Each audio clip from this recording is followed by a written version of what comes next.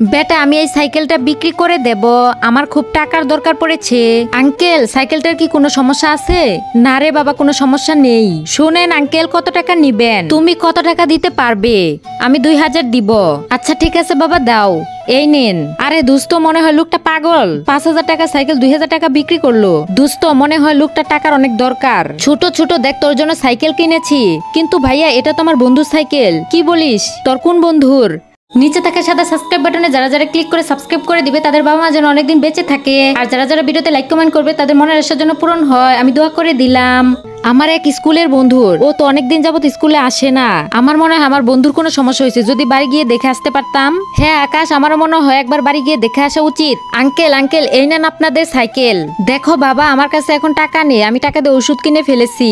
Uncle আমি টাকা নিতে আসিনি, আর আপনি এই টাকাটা রাখেন, ও ভালো হয়ে গেলে স্কুলে পাঠিয়ে দিবেন। স্কুলে যাও বন্ধ কইরেন না। শুক্রিয়া বেটা।